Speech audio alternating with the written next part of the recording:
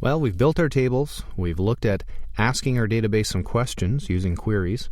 Now it's time to build forms. A form is a vehicle, as we said earlier, for entering information into our database.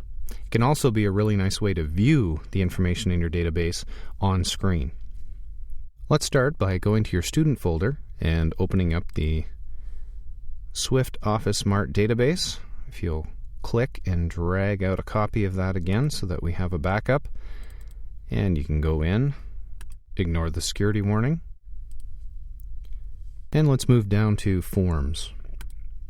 You'll notice almost a natural progression too with these objects. We started with our tables, designed some questions that you want to pull from your database, and now we're creating forms that we use to finish data entry, we finish our data viewing, and the last step, of course, will be building our reports, which is the output. All of this fits very nicely into the 7-step design methodology that we discussed right at the beginning. Well, here in your forms, we have a lot of different options. I think one of the easiest and my favorite example would be using the auto form. And there are many different versions of the auto form. Let's go to the New button, and when we click New, it's going to offer us some of the options we have for creating forms.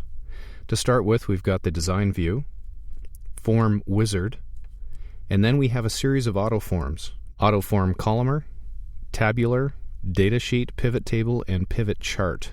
And of course, your charts are output, so that falls into a category that's preparing you for doing a report, or just looking at your information visually in chart format.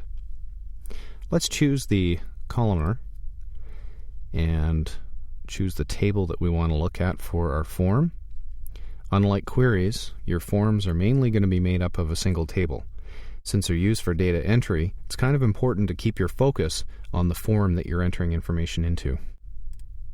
And we'll say OK. And just like that, we've got a form now to enter our information. As you can see, it's not perfect. There's things that need to be adjusted. But for a first step, this is a huge time saver over building it from scratch. Let's take a look at the Design View. And you can see the type of information and the way it's laid out. These are known as controls, and we'll talk about them in a little bit. But each one of these controls has either the name of the information that we're gathering or a place for that information to fall. And that's really what this form is all about so far. Let's go back to our view of the form.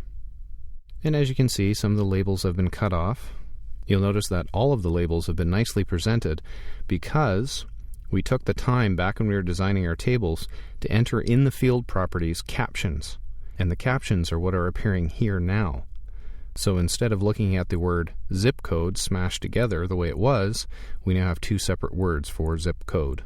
Well, that's a first look at building forms using AutoForm, and we're going to come back and utilize this form again. So let's save it for now and move forward.